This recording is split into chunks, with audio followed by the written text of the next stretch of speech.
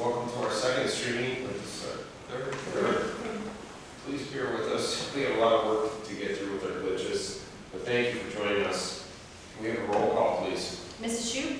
Here. Mr. Fitzgerald? Here. Mrs. Donello? Here. Mrs. Jenkins? Here. Mr. Augustine? Here. Mr. Fodor? Present. Mr. Hack? Here. I need an agenda approval. Can I get a motion to approve the agenda? I'll make a motion to approve the agenda as submitted. I'll second. Roll call. Mr. Fitzgerald? Yes. Mrs. Donello? Yes. Mrs. Jenkins? Yes. Mr. Augustine? Yes. Mr. Fodor? Yes. Mrs. Shoup? Yes. Mr. Hack? Yes, agenda approved. The invocation tonight will be given by Christine Shoup, followed by the Pledge of Allegiance. Please stand. Lord of life and history, your servants come before you, seeking your counsel upon the matters which we will consider during our meeting. May we speak and act not for the benefit of small interest groups within our community, but for the benefit of all our citizens. Amen.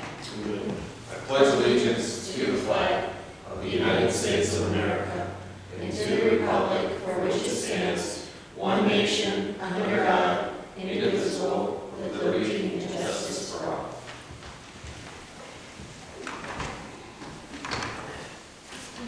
Can I get a motion for the meeting minutes from May 4th, 2020? I'll make a motion to approve the meeting minutes from May 4th, I'll second. 2020. Can I have a roll call? I'll second. Roll call. Mrs. Donello? Mrs. Donello? Yes. Mrs. Jenkins? Yes. Mr. Augustine? Yes. Mr. Fodor? Yes. Mrs. Shoup? Yes. Mr. Fitzgerald? Yes. Mr. Hack? Yes, minutes approved. We have some public comments from our residents tonight. Can you please read the one?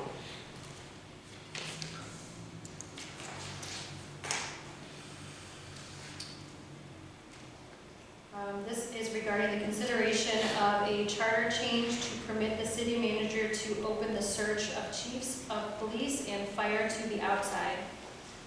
I have been an advocate of this for many years and encouraged the last two charter change committees to consider this. There are only two positions in the city where the city manager is restricted to considering only candidates from within the respective departments, police and fire. The charter simply states the positions of chief of the division of police and chief of the division of fire shall be unclassified. Vacancies in the position of either said chiefs shall be filled by appointment of the city manager from applicants from the officer ranks of said department. If no applications are received from the officer ranks, the city manager may extend the request for applications to other ranks and/or external candidates. Any person appointed from the ranks shall maintain without loss any benefits previously earned and acquired by reason of the pension funds established for either police or firemen by the state of Ohio or by the city of Painesville, and said appointee shall continue to be a member of the fund as long as he meets the qualifications established by statutes of Ohio and for such membership. That was amended November 4, 2003. The concerns I have with the way the charter is presently written include the following. 1, as the charter is presently written, as long as there is one applicant, the city manager cannot go outside in her search to fill the position. This effectively removes any competition or choice the city manager may have.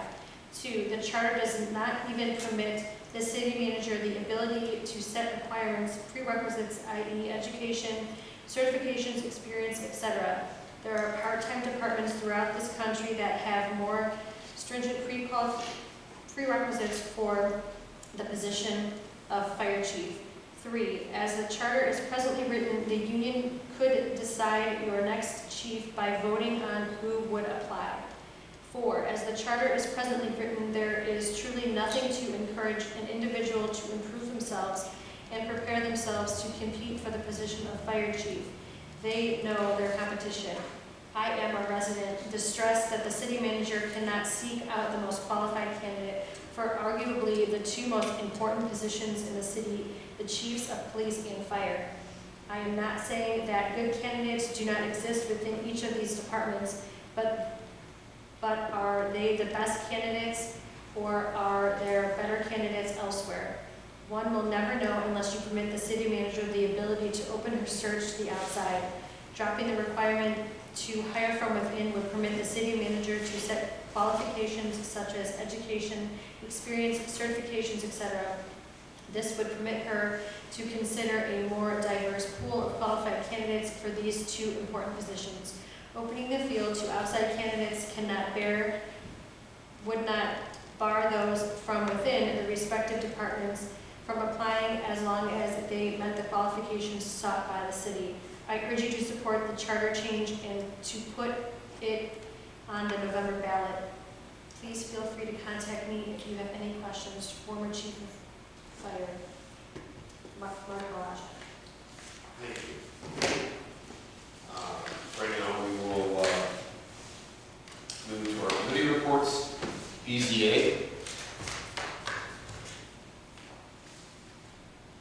you give me an Or, BZA was canceled, wasn't Yeah, I think the meeting was canceled for that. okay. Planning Commission.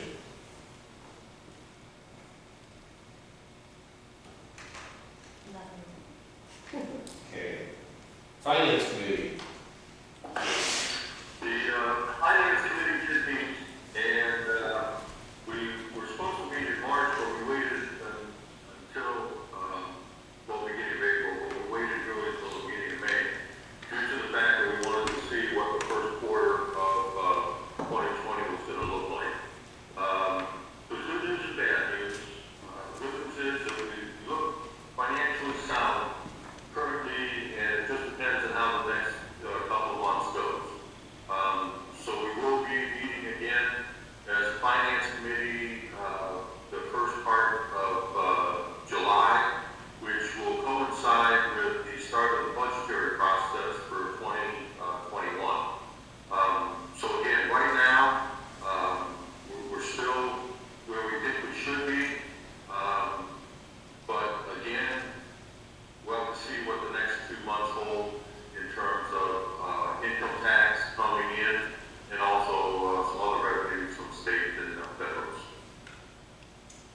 right. Do you have any questions for Jim?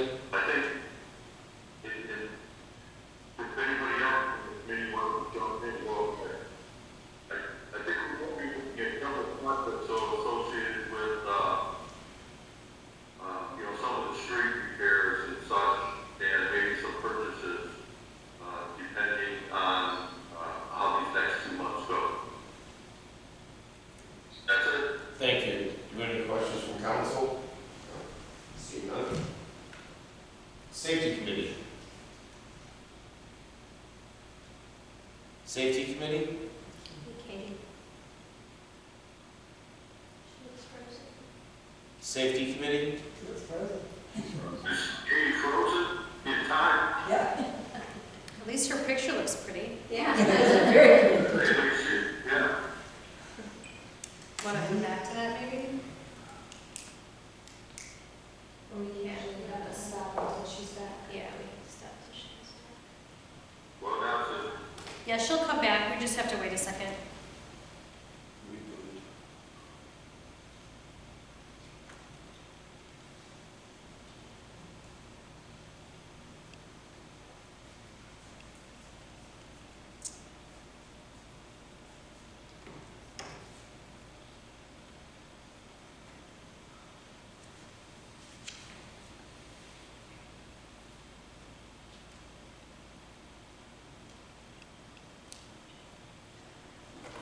I think if we were to move forward, we probably could, because I think in the later presentation, it refers back to the safety committee meeting, and at that point in time, Katie could give an update as to how the meeting went. We actually can't move forward. It's part of the protocol as to being virtual. We have to wait until she comes back, or the meeting is ended. Okay. I was wondering if she texts us and says, I lost my internet. Yeah. How far is she looking? They're canceling the meeting. Paul, are you currently calling her? Yes. Okay, I didn't want all five of our phones trying to get her a call. Thank you. No problem.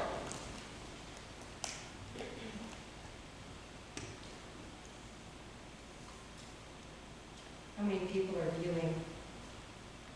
I was just going straight to the voicemail. It's more than we get in the room. It's just going right to voicemail. So send her a text. I said Joy today, she said she was gonna watch. Joy. Okay. Well, this is the first, And, hopefully last. She hasn't emailed me either. Well, the one thing you know about technology, it's always been really interesting when you have it, as part of the process. That is true. I know in education, there was always, Hey, I'm trying to get back in, she just said. Okay. it's always interesting when you have video, back in the days, they had home first. her kid's probably gaming and knocked her off. Being moved. Yeah, that's what I'm saying. My kids will do that. No.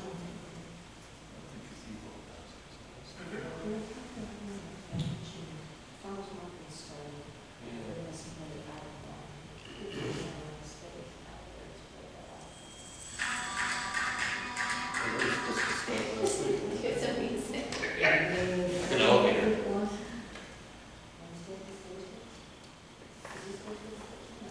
No, it was last week. Somebody texted her the link. She just said, She said that. he said, can someone text Text me her the the link, link? she'll go on her phone. The city email won't load for it. is somebody doing that? Yeah, I think Paul's. I don't have a link. I don't have a link either. Mine can you or Mallory? How is it on this link? Okay, I can tell you what it is. This link. Can you just text it to me? Yeah, you can forward it. Take a picture of it. She wants to be able to like click it.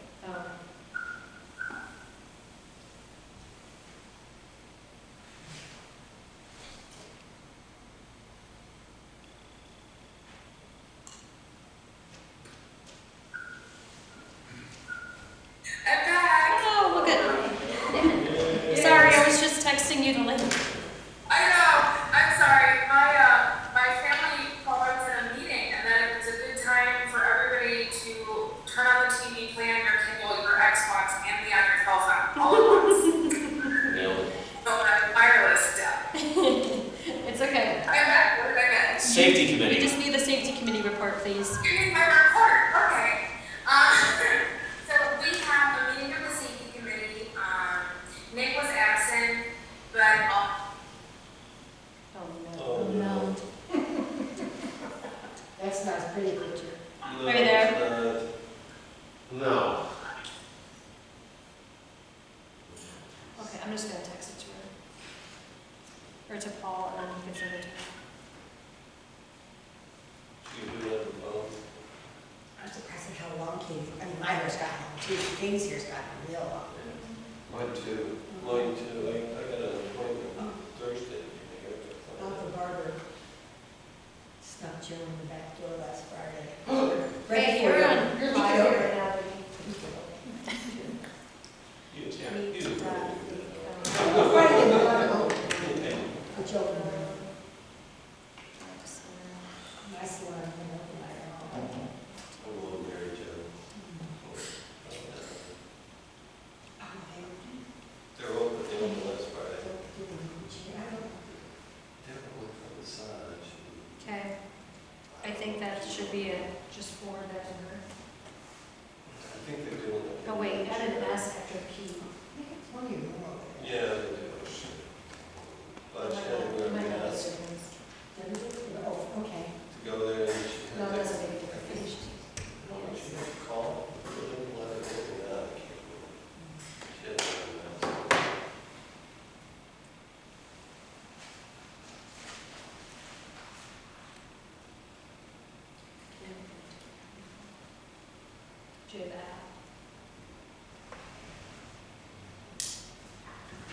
She has to download the app to the phone.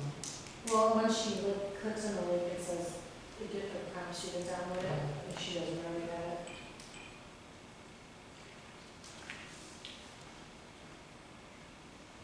What is the app?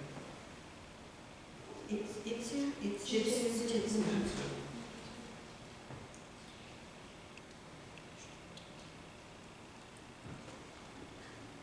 Okay. Yay, yes. Okay. I'm gonna join from my phone as soon as I get done with my report. I'm gonna do it quickly. Okay, we had 3 resident representatives there, and we did a strictly data presentation that I believe Monica's gonna do tonight to council. Just to evaluate whether or not the residents believe, council should move forward with the discussion of the charter amendment. We did open this presentation up to guests and heard from a representative of the Safety Services Committee, which represents the police and fire department unions. And at the end of the conversation, we had 2 resident members who felt that the process we currently have in place is sufficient. And our 3rd member was concerned that this does not allow the city manager to hire the most qualified candidate for a position. So that is it from the safety committee. Any questions from council? Thank you, Katie. So we have unfinished business, legislation, I'm sorry. Yes, we can hear you. Okay. We might want to mention, when we say it was open, it wasn't open to anyone that wanted to come in. We still had a limited number of people there, but that was still under the 10-person meeting requirements, I believe. Okay, great.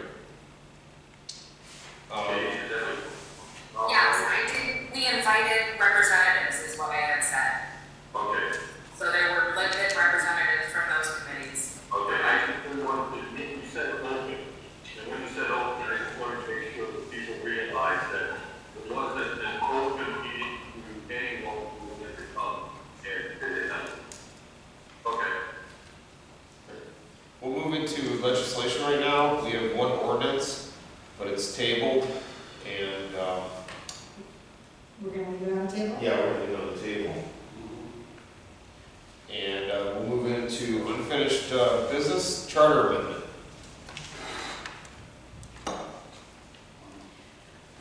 You guys will still be on the screen, but I'm going to put the presentation up on this screen. You also have the presentation in your email, I believe.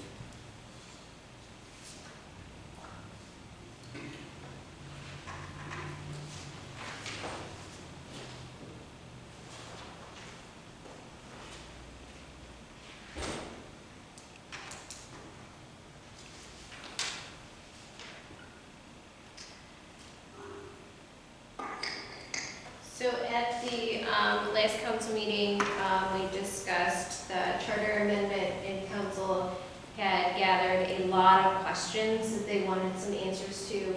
So I broke them down into these categories. We'll start with the broad questions, which are what are the pros and cons of hiring internal versus external? We'll move into how loyalty from to employers have changed over time.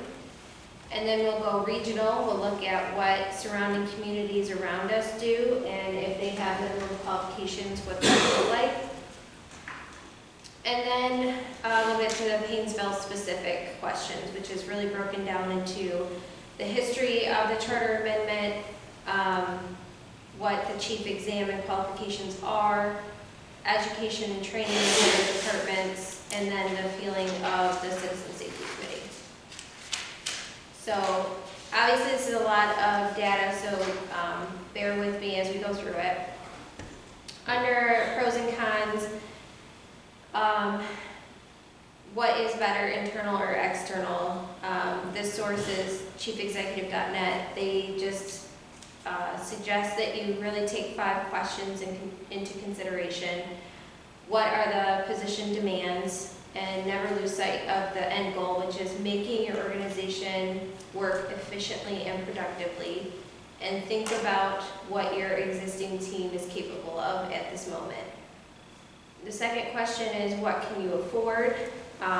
Effectiveness being the primary goal, but knowing that external candidates nearly always get paid more than internal candidates, and they usually stick around for shorter periods of time. How will this affect the existing team? So smaller teams obviously may react to an outsider differently. A new addition could shake up the culture of the team. And remember that you're not just adding a name to the payroll, but you're adding a face to their everyday lives. And then the last question is, how much risk are you willing to take? There are some hazards inherent in any personnel change, and then just evaluating the factors, including credentials. So a different source looked at what's better inside or out.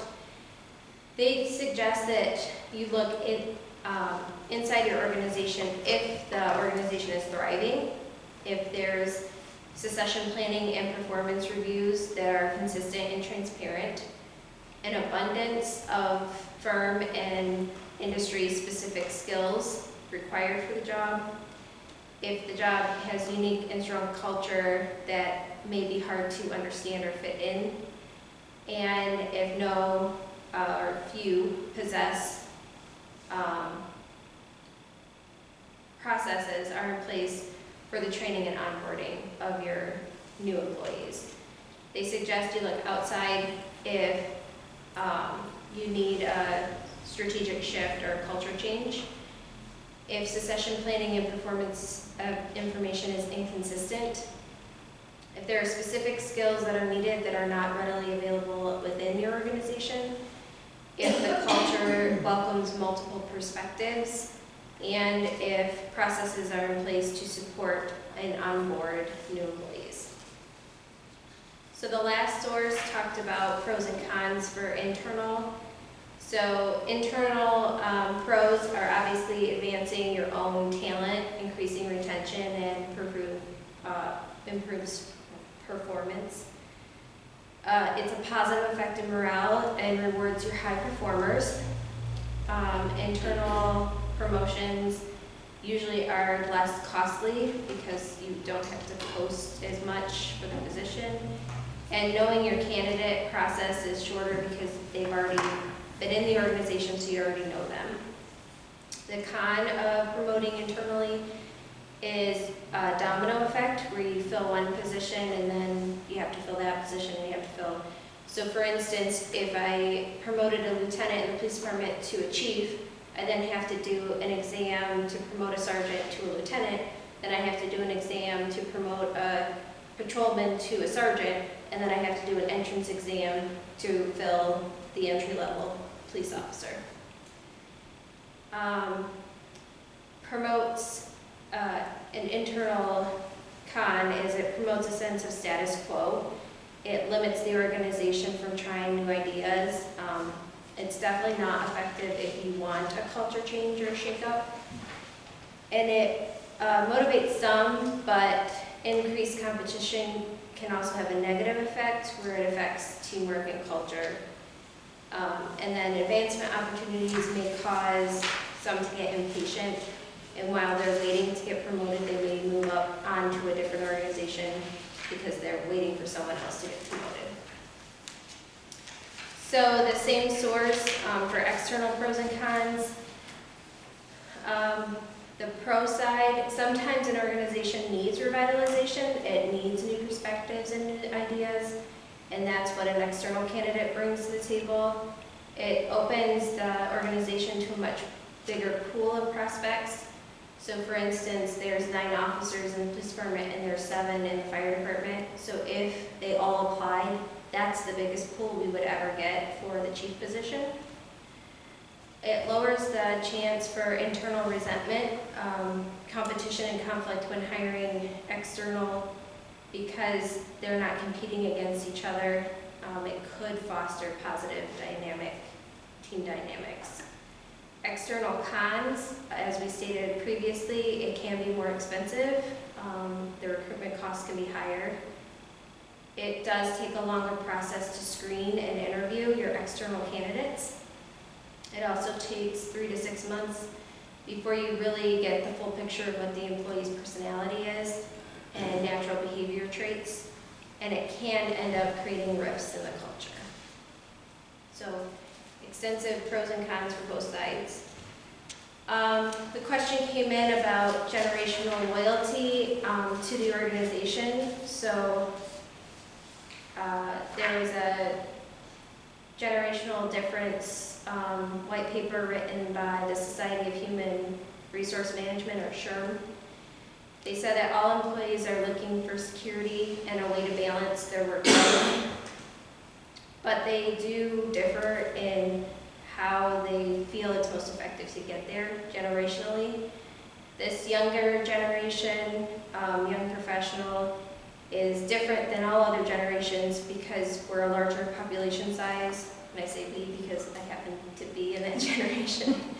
We're a larger population size, we're the most diverse population generation. Our educational rates are significantly higher than previous generations. And we've also been hit with a lot of tough economic conditions throughout our life. So another source number 5 stated, today's definition of loyalty isn't what it once was. Some define loyalty as being focused and giving their best effort during the time they're at the organization. And they did a survey and found out that 82% of all employees feel loyalty to their employer. Out of that same pool, 59% would leave at any given time if the right job opportunity came up. So the definition of loyalty is definitely different today than what it was in the past. So we'll move on to regional comparisons. Asking my peers in Lake County, I did a survey of all the mayors and managers in Lake County. There are 12 communities that responded. This pool includes cities, townships, and villages. In these communities, the mayor or the city manager have very similar powers to appoint, demote, transfer, terminate employees. When it comes to hiring a chief, 75% of the respondents can do internal, external search at the same time. So that's 9 of the employees out of the 12, or 9 of the communities out of the 12. 17% hire internal only, so that's 2 of the communities, and 8.3% hire internal first, then external, which is 1 community. So since it's a mix, I went back to just cities. So the next slide looks at the 9 cities in Lake County. I, of course, removed us from the statistics, but 4 do internal, external allowable, so 50%. 3 do internal only, and that's not, it's run through civil service, and that's 38%. And then 1 has internal only, then external. If we added ourselves to that, we would be in the internal only, then external. So the stats go from 50 to 44%, from 38 to 33%, and from 13% to 22%. There are only 2 cities in Lake County that are council-manager form of government, and that's the city of Paynesville and the city of Mentor. The city of Paynesville has the article that we're talking about tonight, while the city of Mentor, the city manager can look internal or external in order to find the best candidate he or she appoints and council approves. So we've done the big picture, we've done regional, now we're going to talk about the charter itself. So Paynesville is a chartered community. What that means is that we have home rule rights under the Ohio Revised Code. The charter usually talks about the name of the community, the form of government it's going to be ruled under, the organizational structure, and who has legislative and administrative authority. We are a city manager form of government, which means all legislative authority lies with council and all administrative authority lies with the city manager. We do also have civil service in Painesville, but our civil service only does entry and promotion exams for police and fire. And then under civil service, that's Article 11, Section 4 is the provision for hiring the police and fire chief. So that says, the position of chief of the Division of Police and Fire shall be unclassified. Vacancies in this position of either said chief shall be filled by appointment of the city manager from applicants from the officer ranks of said department. If no applications are received from the officer ranks, the city manager shall extend the request for applications to other ranks and/or external candidates. So that means if an officer applies, that officer will get the position. We can't move on to external. So the history of the charter amendment. In 1993, which was 27 years ago, if you can imagine, a charter amendment was placed on the ballot. The charter amendment replaced the language I just read with the position of chief of the Division of Police and chief of the Division of Fire shall be unclassified. Vacancies in the position of either said chief shall be filled by appointment of the city manager. This provision was defeated, 1735 no to 1228 yes. In 2003, which was 17 years ago, the charter amendment was placed on the ballot again. This one added the language of, if no applications are received from the officer ranks, the city manager shall extend the request for applications to other ranks and/or external candidates. This one was approved by the vote of the people. And then in 2013, no language was put on the ballot. However, the Charter Review Commission did debate it. The commission looked at proposing language to open up the application pool to internal and external candidates. I put some quotes in here from the minutes. The city manager at the time did say, as a city manager, you want flexibility to get the best person for the job. Sometimes it is from within and sometimes it is external. The key to it is managing. If there are criteria that limits the possibilities, begin training and put in place these mechanisms so that the perfect person for the job is within the department. Many communities go outside to hire chiefs. If the charter says that you have to hire within, then you learn to live within those rules and give the officers the best tools for the job. In 2013, the fire chief asked, why should the city be limited to hire from within and only the Division of Police and Fire? Our goal should be to find the best person to fill the job. And then here's some quotes from him, since we already read his letter this morning, or earlier. There's a real need to jump into those because it's basically the same points he already reiterated. The police chief did chime in. He felt that internal candidates have established key relationships with residents. Having acquired knowledge on specific issues that face the community our size prepares our officers to make the transition to chief. And knowing that the candidate has to be from within puts it on us to train and groom the staff.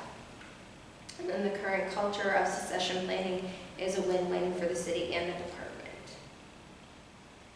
So in 2019, what started all this was really the question of when the next potential chief opening could be. One of our chiefs is currently eligible to retire, while the other is within 2 years of retirement. What if an officer or a group of officers apply for the position of chief and none are qualified for the job? And the answer to that is we would have to hire one of them anyways. And then promoting from within is important, but shouldn't be focused on hiring the best person for the job. So we'll move on to what the chief exam and qualifications look like and get into more Painesville specific questions that were asked. So the chief is an unclassified employee along with all other salary, department, and division heads in the city. That means there are no mandated chief examinations. Previously, I hired an assessment firm to do an in-depth assessment for the chief candidates because it is an important position, but there is no mandated test. Technically, the only qualification is that the individual is an officer in the department.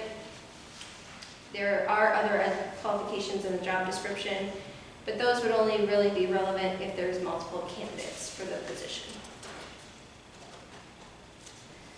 So on the chief side, the minimum, I'm going to have to get a little closer to my notes here. The education requirement in the job description is that they graduate from an accredited 4-year college or university with major coursework in police science and related field. The minimum experience requirement is thorough experience in police operations and administration. And then there's a line that says, a different combination of education and experience may be acceptable if deemed equivalent. And that's important because if you look at the chart, there's quite a few chiefs that did not have a 4-year college degree, so they did not meet the minimum education requirements in the job description, but most of them had 20+ years experience, and depending on where they were in the department, that gave them the different combination of education and experience. So under that criteria, they all met minimum requirements. For the fire chief history, very similar situation.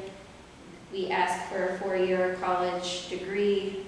None of the chiefs in the last couple decades have had a college degree, but they've all had quite a bit of the experience on the operation and administration side.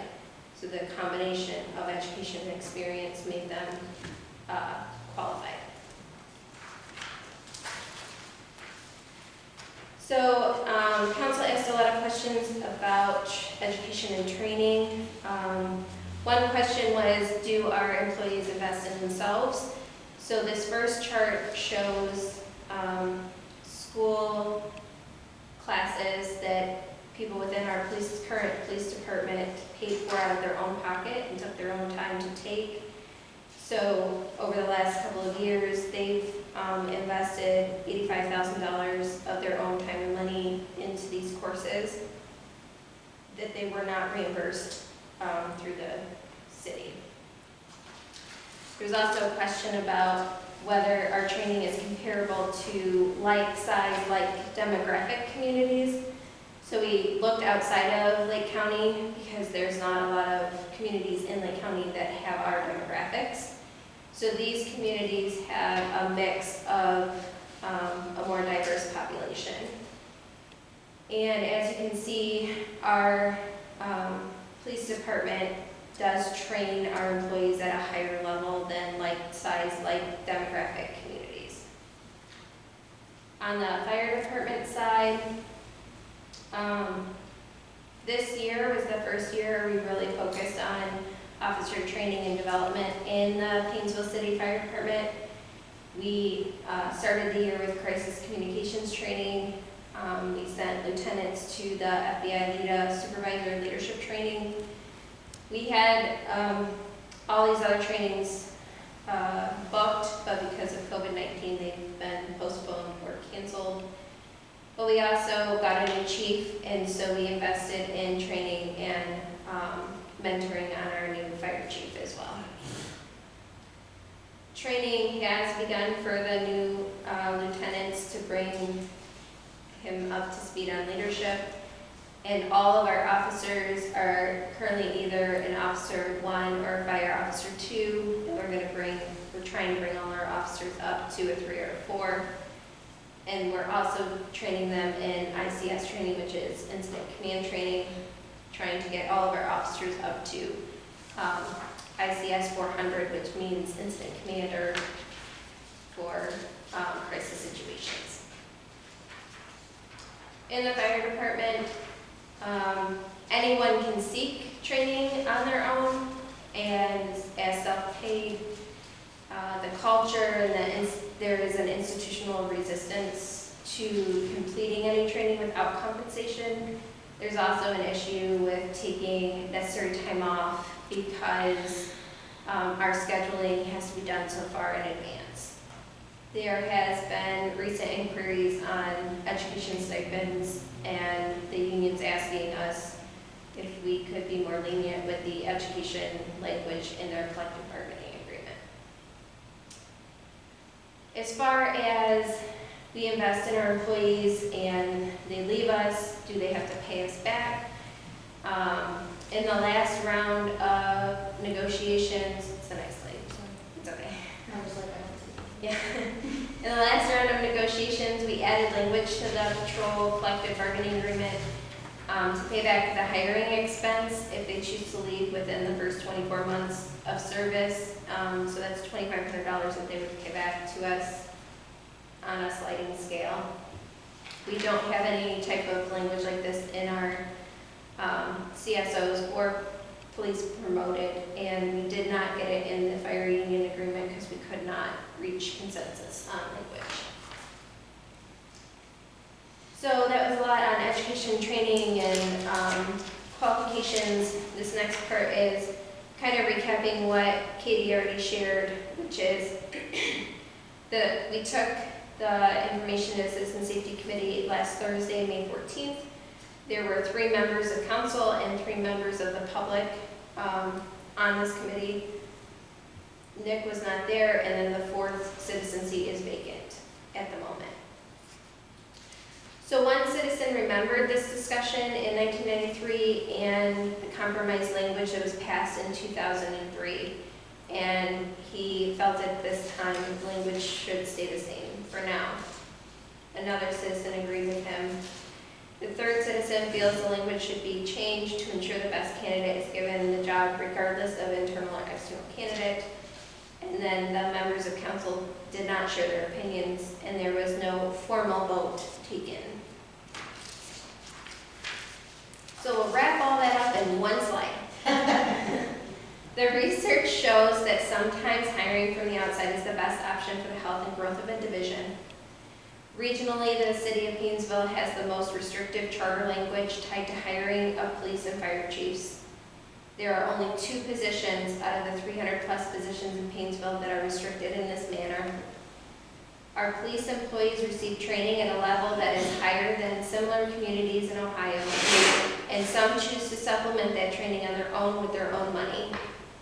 Our fire employees are starting to receive training at a level that is higher than similar communities in Ohio, and there's still some resistance to do supplemental training on their own. The citizens at the Citizen Safety Committee were 1 to 2 that the language should be changed. Council members did not share their feelings, and no formal vote was taken. And then these are just the sources from the slides that you can sources. Any questions from council? Where's our council at? Get him back up. Any questions on council?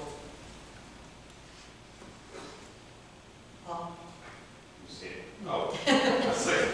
Mrs. Shu? So in the meeting, I think you were there, Monica, what was the police person or whoever, the representative, what were their comments, what were their suggestions, what was their demeanor? So the representative of the safety forces started by basically reading the letter that was read to council at the previous council meeting, adding points along the way that if this is going to be discussed, shouldn't it wait until the next charter review commission, which is in 2023? Why now? The feeling was, since we are starting to bring fire up to speed on the training side, maybe giving them 2.5 years to see where they are when Charter Review Commission meets. They do agree that putting something like if there's no applications from the officer ranks, or they do not meet minimum qualifications, then the city manager can go outside. But They're not willing to sign their name to that unless they got to see what those minimum qualifications are today. And I explained to them what that process would look like. They wouldn't actually see that till August, September timeframe, because we wouldn't write a codified ordinance unless the charter amendment actually got on the ballot. So there's just some like process confusion about when that would fall into place. But overall, they're not saying they want to have someone highly qualified as a chief, just as much as we want someone to be highly qualified. But they don't want to give up anything that they feel is an entitlement to them without knowing what those qualifications would be. And go back to the qualifications. If we put, in my assumption when I read your timeline, we're going to have 3 readings on a ballot, right? We would have to, on a ballot, 3 readings for council. Yes. So wouldn't those qualifications be in the very first reading? No. So the charter amendment is completely different than what the codified ordinance that would be talking about the qualifications. So the charter amendment would say, or meet the qualifications, and then those qualifications would be put somewhere else. The reason we decided on a codified ordinance is because if it's in the job description, that can unilaterally be changed by the city manager. If it's in the employee policy manual, that can be unilaterally changed by the city manager. If it's in a codified ordinance, at least it's forced to go into a public meeting where it's read 3 times, given 30 days. So there's a little bit more ability for interaction if it's put into a codified ordinance. It's still more restrictive than what most communities do, but it's a compromise. Lori? Lori? Lori? Still muted. Thanks, Paul. One of the things I heard mentioned at the beginning of the presentation was the concept of succession planning. And one of my questions is, how much have we done with that? And I know that there are organizations out there that help other organizations do succession planning. And I'm wondering if that is something that we have ever looked into or could be looking into, should help. Say we did wait till 2023 when we did a charter committee of citizens. Is that something we could look into in the meantime, or is it already covered? So I pushed pretty hard for succession planning over the last couple of years in each department. When I came here, there wasn't a very good solid plan in any department. And the police have always kind of had a training platform in place, but most other departments didn't really have a succession plan in place. So all that's to say, we are working on it now to get that in place. For police and fire, the area I would take that to would actually be the Civil Service Commission. And I have to work with them as a partner to try to get succession planning in place. Since they oversee the entrance exams and the promotion exams, all of that succession plan would have to be built into their rules and their controls. So it would have to be a partnership with civil service for police and fire. Great. Any other, Tom? A question on grooming. That was mentioned up there, and I'm just curious, are the chiefs currently in the process of grooming candidates? How is that done, and is that well, yeah. It's necessary now, yes, for sure. So on the police side, there's definitely grooming that occurs, and it's by moving highly successful employees around to different units. So we do, where you do a stint as a detective, and then we move you into a stint as an administrative officer, and then we move you into a stint as a training officer. We move you around so you get to see the bigger picture of all the different areas of the department, so that by the time you're a sergeant or a lieutenant, you're in a position to understand the bigger picture. so that when you're ready to apply for the chief position, you either know that you're able to do the job, or you know where your weaknesses still are and you need to go work in that division. On the fire side, we've lacked in preparing our employees to be fire chief. And that's an area that we're working hard to build back up. So are the police officers, are they all groomed? It sounds like they're kind of all For the possibly most who part, want to advance. if it's obvious that because there are some employees that will never be in a leadership role. And that's not anything against them personally, they're just not, it's just not their life goal. So, we don't force people to go through the program, but we do give opportunities to those who want to someday be chief to see all those different parts of the department. So with the fire department, then the chief, would he groom all of the firemen who want to be involved, so to speak, or advance? So at this point, I think in that particular division, we're more at a ground level with them. Bringing the lieutenants up to a certain level, bringing the captains up to a certain level. Then we'll be at a place where we can rotate. Right now, there's one administrative captain position that could be rotated. That position is important so they can learn the administrative side, the budgeting, you know, the Monica calling you at 2 o'clock in the morning, asking you for help on things, that side of administration. So we're getting the foundation in place, it's just not there yet. Okay, thank you. Yep. Jim? Jim? Oh, Jim. Who's there? His hand is Go up. ahead. I don't see his hand. I said, It what's it? was. Was it? Jim, did you want to say something? Am I on? You're on. Okay. Just a couple of things. First off, when you take a look at history, in 2003, the community spoke pretty loudly. I mean, 1,700 to 1,200. That's a pretty resounding support for the language, the way it was. Then in 2013, I think people realized that, wait, you gotta have some language in there that says, you know, if there's nobody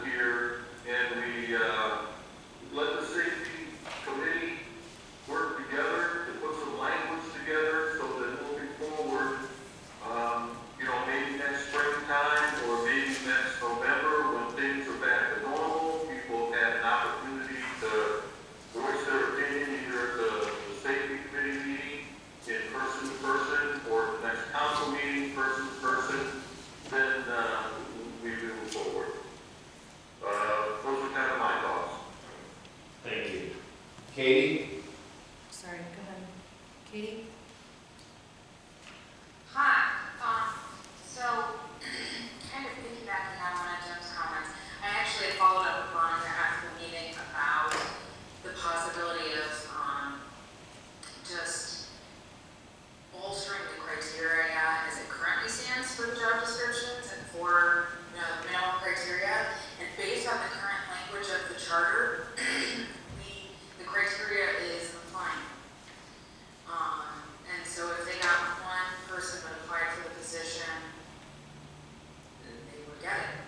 So, the minimum qualifications, I think, are essential. At some point, that's going to have to be addressed.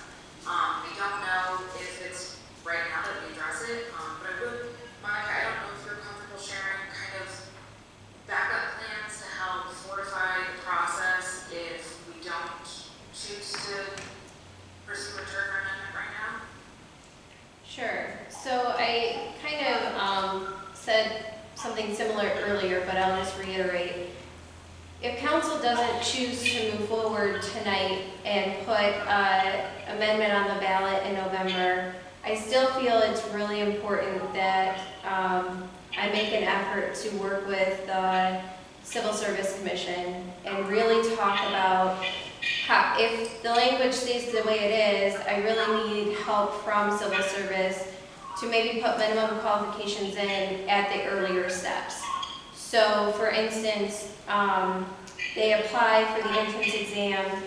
If they're, let's say they want to move from a firefighter to a lieutenant, in order to take the lieutenant's test, they have to already be an officer, a fire officer 1 through the state of Ohio. And maybe if they want to move from a lieutenant to a captain, then they have to be at least a fire officer 2. And if they want to move from captain to chief, then we can make the qualification of, or the highly suggested experience of a fire officer 3. That way we're putting succession planning in place earlier in the process, but it's something I don't have control over. It's something council doesn't have control over. It's something we would have to work with our Civil Service Commission to do. Please be sure your microphones are muted. Well, and I would just add to that, that process is going to take a hot minute for it to trickle down and truly have an effect, correct, Monica? Oh yeah, that's building a foundation for the next decade, not for the next chief. Nick? I just have a quick question. If we do decide to move forward and vote on something like this, would that affect the charter review committee's ability to change or not change this specific piece of the charter, or does this not have any impact on their ability to review and change things? Yeah, they'll still be able to review it at the regular charter review commission meetings. And it's up to them to, so the commission itself is put into place about every 8 to 10 years. They review the charter and bring suggestions forward. It still goes, the suggestions of the charter review committee still come to council before it goes to the board of elections. So they can review it again whenever they meet. Lori? Lori? Thanks. I guess I just like to reiterate that I do like that idea of working on some succession planning with the Civil Service Committee. I think 3 years is kind of a nice span of time, as Katie said, for to see some results from the trickle down. Maybe not quite enough, but at least we know we're moving in the right direction. So at this point, I just would voice that I'm kind of in favor of doing some work with the Civil Service Commission, talking about better succession planning. I think Monica, if I heard correctly, had mentioned maybe setting some criteria in place to move from lieutenant to captain and captain to the top of the thing.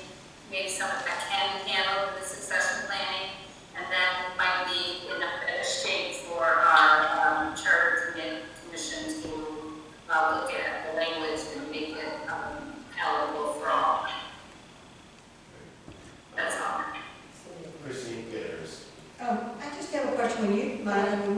about fire officer 1, fire officer 2, and fire officer 3. Yep. Are those like classifications within that, that, you know, like when you look at the jobs that we post, it'll say level 1, level 2, level 3, or does that 1, 2, and 3 also equal sergeant, lieutenant, and captain? What's the difference? Those educational opportunities are through the state. The state offers an enormous portfolio of different types of education for the fire service, fire and EMS service. So there's firefighter 1, firefighter 2, firefighter 3. It's kind of like taking college courses where you start with a foundation and you build higher as you move up the ranks of the steps. So fire officer is more about the leadership management organization side. So fire officer 1 is kind of laying the foundation. Fire officer 2, you get a little bit more about the management and leadership side. Fire officer 3, you get, so as you move up in rank here, you would move up in rank through those education opportunities. And right now, we don't have any, what type of levels do we have? Right now, all of them are fire officer 1 and very few are fire officer 2s, all the way up to the chief. Do you have a feeling of what you want to do with, Well, you know, I do know that Monica and I talked at one point in time about, you know, if we miss this ballot, we would be out of November. November it's free, but if we miss this ballot, there may be a cost, but we could always put a charter, put the amendment on a primary ballot, or we could wait till next year. But so I kind of am along the lines of Lori and Jim. I do think, I don't want to rush something because we only have 3 meetings. It just, there's a lot of angst involved with this from the staffs as well, you know, the fire and police, and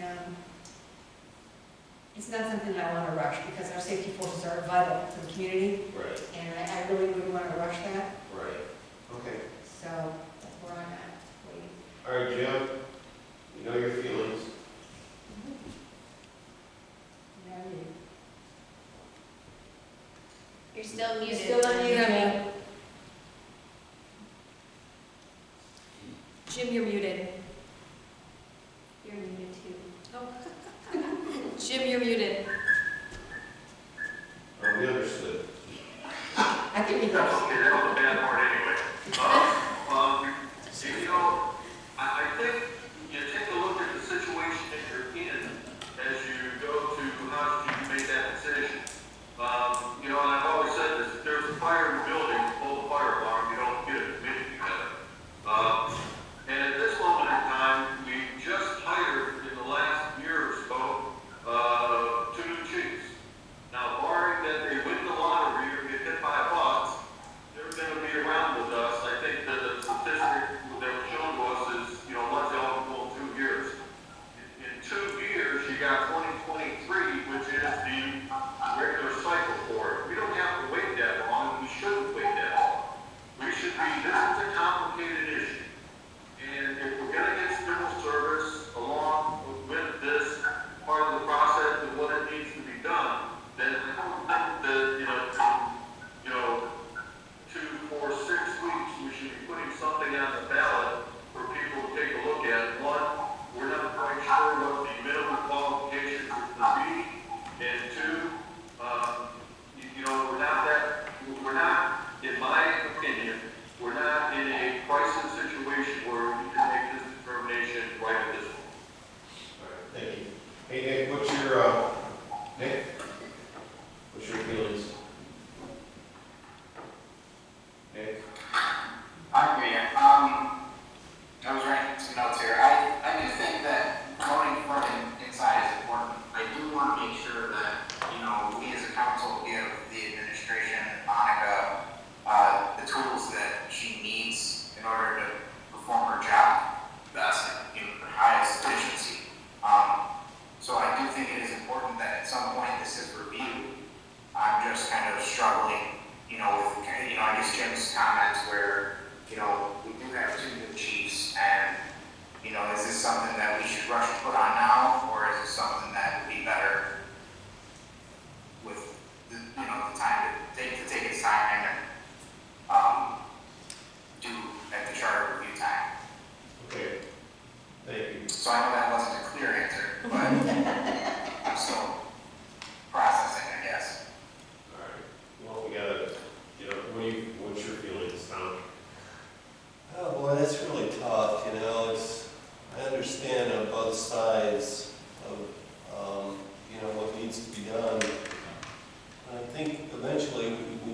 do something. I don't want to rush it either. I don't want to push this through and then if it doesn't pass, it might be because we worded it wrong or we didn't take enough time to get it right. So I'm kind of feeling the same way, possibly, just, waiting. Well, it looks like we really don't have enough support to push this any further. So, I mean, it looks like we want to keep it on the burner.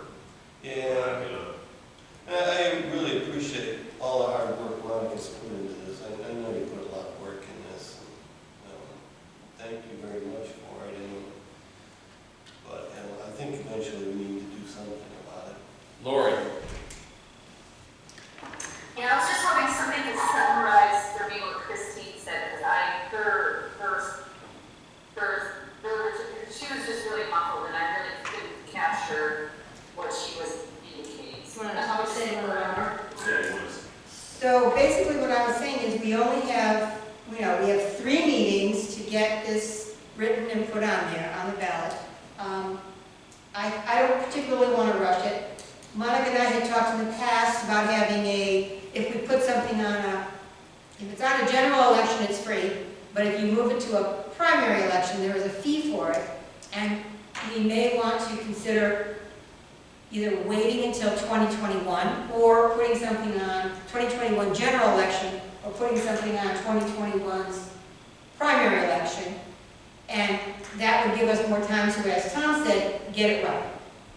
Make sure that we get it right and not rush it. I'm concerned about rushing it for the 3 weeks. For three reads and we can't have, as Jim said, open dialogue. So that's my concern. Right, so Lori, it feels like council as a whole would like to not have this go away, but to work on it and not have it for the election. Katie? That's exactly what I was just gonna say, that, having the lack of open dialogue, having it feel a little bit rushed, especially without the lack of open dialogue, and the cost of the election, that Christine brought up, that whole thing in a package, leads me to, I do not wanna let this topic go. I do wanna continue pursuing it, but I think for me, it's more of a 2021 thing. And I don't think it should wait until 2023 because this is such a highly contested conversation. I think between now and then we could be educating our residents, we could be talking through why or why not, and really doing the whole thing justice before we put it out there for the voters to make uneducated guesses about whether or not something is appropriate or not. So yeah, for me, I don't want to see it on this year's, but I would like to review it and revisit it for the possibility of next year's election. Monica, do you feel that we have enough direction, or do you want to talk more about this? So what I'm hearing is overwhelmingly, you guys want to get it right, so you don't want to rush it. So definitely not on this November ballot. So it gives me time to work with civil service to discuss putting succession planning in place through that process, and also gives me time to discuss what those minimum qualifications would be and debate that a little bit with staff to make sure that we have the unions on board to support a charter amendment when we get to that point. Hopefully that will happen in 2021, but it possibly might go in 2023. That's what I'm hearing. Yes. Yes. Okay? Jim? Guys, I have a question. Is this something that should be followed through the safety committee, or is this something that is going to be in front of all council? I guess it's a larger question of what committees and what goes before council. So, I mean, I guess, Katie, what do you think? Which way would you see this going? As far as the qualifications of the candidate, if that's what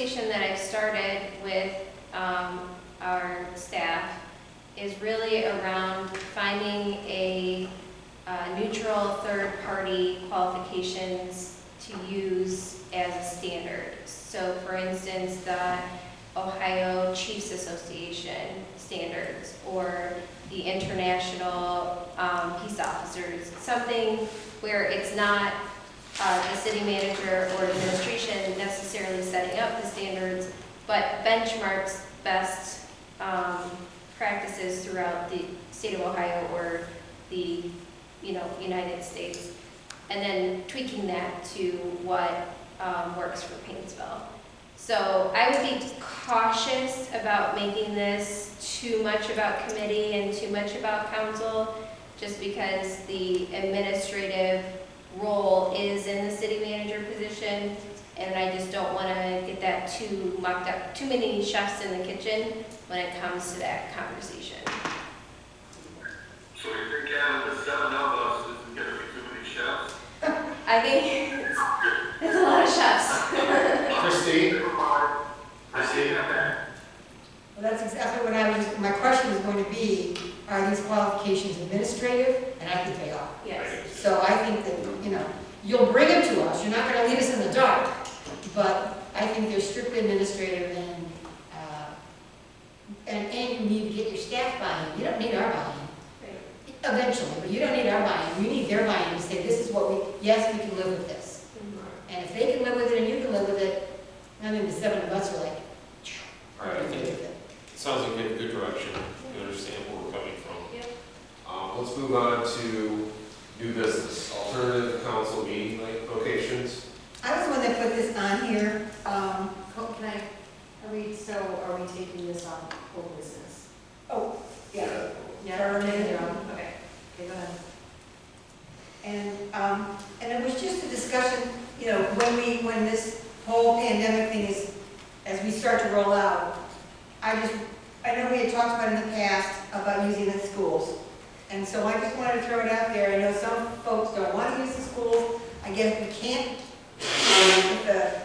if the rec department can't use the schools, maybe we can't use the schools. I just put this on there to see, is there some way that we could get back to public comment quickly? That was my whole purpose for putting this on there. So the issue with public comment isn't about the size of the room, it's about the number of the people. We're still on a group of 10 people or less in a room. So if all of council showed up and the city manager, the law director, and the clerk, that's 10 people. So even then, you can't have public comment at that point because it has to be 10 people or less. Until the state of Ohio changes that guideline, it doesn't matter what the size of the room is. Okay. I think Katie might be gone. She's there, I think she logged on her phone. Yeah. It's still there, yeah. So that was my only purpose of putting it on Yeah. there. It sounds like, so until things change with the governor, we might as well just stay with council. So I did call the superintendent of schools. He is absolutely willing to work with us if that is the direction council wants to go. But at this point, again, it doesn't matter the size of the room Exactly. because it's 10 people or less. So then I would, unless anybody has any. Jim has something to say. That's what I thought. I also thought. Okay, Jim? Jim? Am I on? Yes. Okay.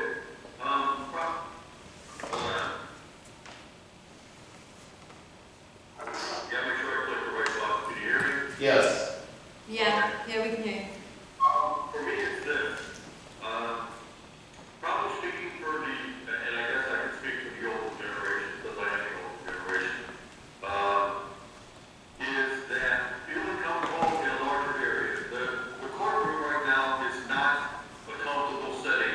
Even if they said that you could have more than 10 people, feeling very uncomfortable going into that setting. I know residents are. And most people, even with restaurants,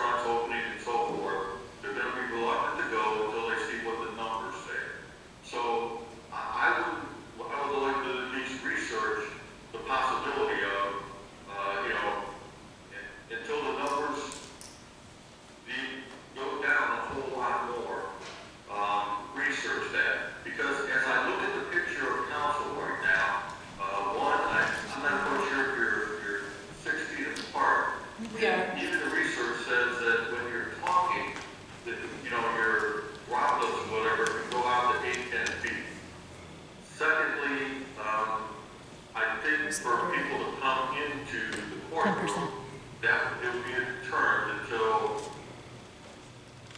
we're actually through this a little bit more. All right, So I'm not saying you make a permanent move, but I'm saying let's, or just to see if maybe, you know, go get June, that we practically meeting in order to say. all right. By that time, who knows where maybe it'll be 25, 30, or 40, depending on square footage, the number of people that are able to come. So since I put this on new business, I guess I would like to, unless anybody has anything else they want to say. Katie wants to talk Oh, about go it. ahead. Katie, sorry. I don't know, you don't know how to move. It's unmuted. Katie? I was just gonna take this opportunity to say, I have always been a supporter of moving out of the courtroom because of how uncomfortable it is.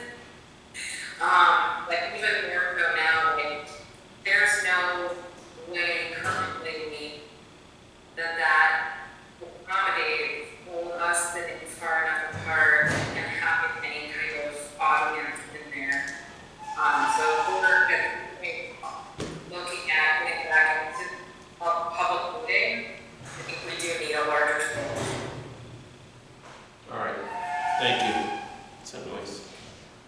You're looking for an extension. Oh, okay. All right, we'll take Jim and Katie's into consideration. We'll talk more about that. Let's move on But to, it doesn't necessarily need to be No. staying on new business. no. Because we can't, until the governor makes the switch, it's a moot point, You're correct? yeah. Okay, so I would ask that we take this off new business. Okay. Thank you. Department presentation. None. Administrative report, the law director. I'm not. Oh my God, it's got jazz hands. City manager.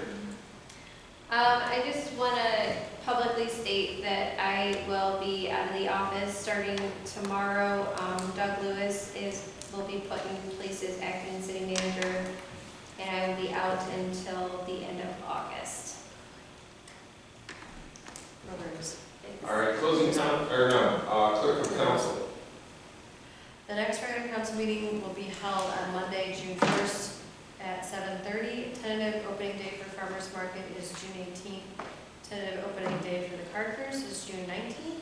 Painesville Summer Camp has a potential start date of July 6th. So we are living in potentials. Yes, thank you. Closing comments, Jim. Jim. Closing comments. Easy, can't see me. Actually, we could get Jim. Jim, not Nick. Jim. Okay. Probably a couple of things is, and it's still weird to be reading that painful pride article, and people drive over fire hoses when they're going across the street at fire locations. Please do not drive across the fire hoses when you're at a fire. I can't believe we have to tell people don't drive over the fire hose. But I guess common sense doesn't always fall on it. Secondly, we have the yard sale table. What exactly does that mean? Is that on the 10% off or what is it? No. Muted. It's, are we muted or? I guess my question is, it's pretty soon we're going to be in the yard sale. Well, It's we not, can't. it's not allowed by the governor right now anyway. So, I get that, but that's what it is. I don't want to have. So the majority of the garage sales, when they do open up under the governor's rules, will be fine tied to the governor's guidance. But large group ones like Heisley Park will not be meeting the governor's guidelines. They will not be able to guarantee social distancing and other criteria that are under his guidance. Therefore, big group ones like Heisley Park will not be allowed under the Ohio reopening rules. So what I'd like to do, so we can either do like a virtual workshop one more time to go over some ideas that we come up with, or came up with, that we didn't have until just recently, and I'll have Valerie set that up. You know, maybe this type of program, and it's gonna probably have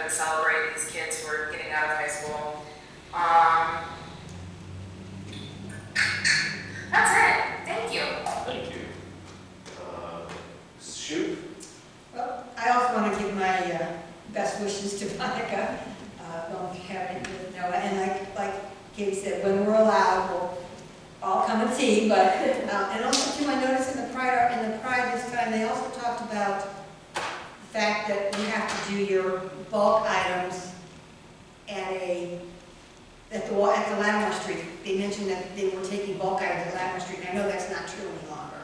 So I just wanted to get it out there that pickup is back to normal. And so that means yard waste on recycle days and, anything bulky out there, if you have a mattress or any type of upholstered work, that has to be wrapped.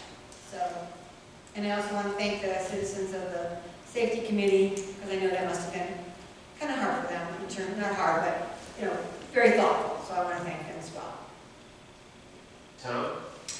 Well, I just want to congratulate Paul on the graduation of his baby in high school. I know you'll be there tomorrow for the graduation, you already mentioned it earlier. And also wish Monica good luck, and looking forward to seeing some baby pictures. Baby Noah. That's it. Thank you. And I also want to congratulate Monica. I'm sure it'll be easy. Yeah, he's cake. No, it never is. But also, I want to congratulate the class of 2020 and my son Ethan, who's the Victorian. Very fortunate to have such a good kid, and all the other students have done well. And hopefully, we'll see you all tomorrow at the parade. So I'm going to bring my dump truck. So thank you. Can I get a motion to adjourn? Make a motion to adjourn. Second.